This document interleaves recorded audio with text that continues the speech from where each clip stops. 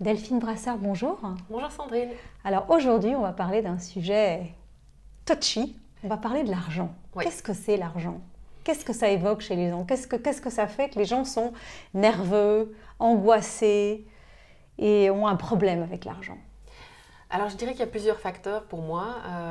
Un des sujets que nous avons déjà abordé, l'estime de soi, la valeur, le fait de se sentir capable de. Je dirais qu'il y a aussi des blessures liées au transgénérationnel, des histoires de famille liées à l'argent. Et voilà, l'image principalement de soi-même, le fait de se sentir valable est pour moi un des facteurs clés à travailler chez l'individu afin de se reconnaître dans tous ses talents, sa capacité à générer de l'argent. Voilà, je pense que ça c'est la première clé, la première chose à travailler chez un individu, en plus de tout ce qui est émotionnel et lié à la famille, l'argent qui a été perdu, l'argent qui a été caché, voilà, toutes ces choses-là dont on hérite aussi au niveau transgénérationnel avec la famille. Alors vous m'avez dit un jour, l'argent, c'est l'art des gens. Tout à fait. Et pour moi, ça c'est vraiment connecté à l'estime de soi.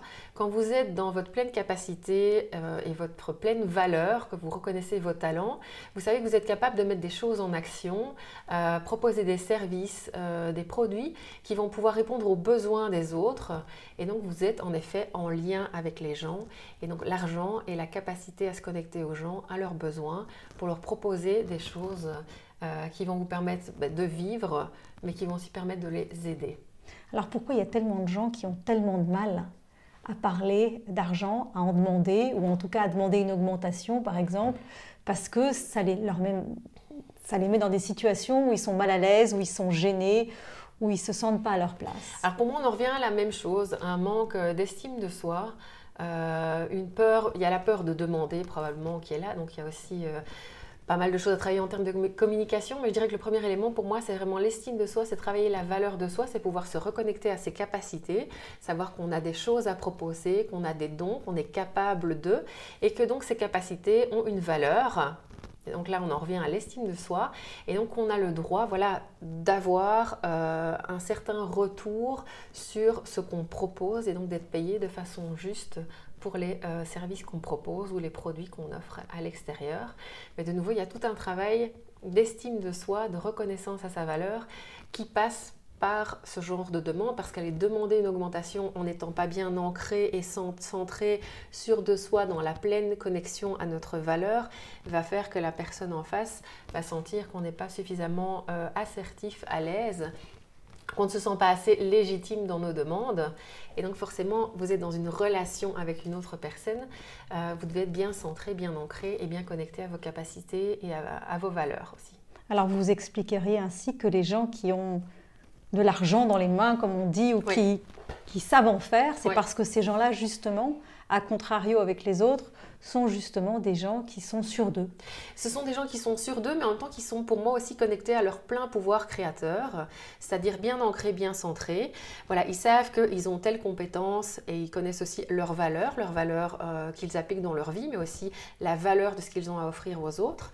Et donc, ils sont suffisamment assertifs, je préfère ce mot-là qu'être sûr de soi, ils sont suffisamment assertifs pour se dire voilà ce que j'ai à offrir à telle valeur et donc j'ai confiance dans ce que je propose, je sais que ça va répondre aux besoins de certaines personnes et je sais que ces personnes-là, la vie va les mettre sur mon chemin, j'ai envie de dire.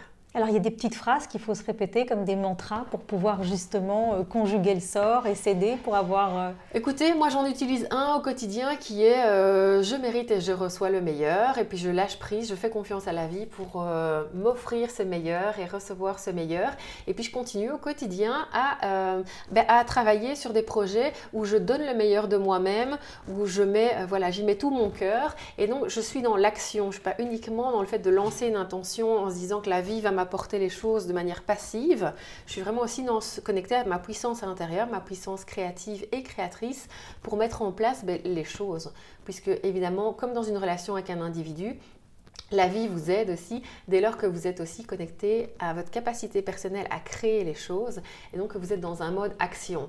Je ne crois pas trop au fait de se dire je mérite le meilleur et je reçois le meilleur et être en mode passif à attendre que ça se passe. Voilà, la vie, elle répond aussi à vos actions, à ce que vous dites et ça demande aussi un investissement personnel comme dans la relation à l'autre pour pouvoir cultiver une bonne estime de soi-même.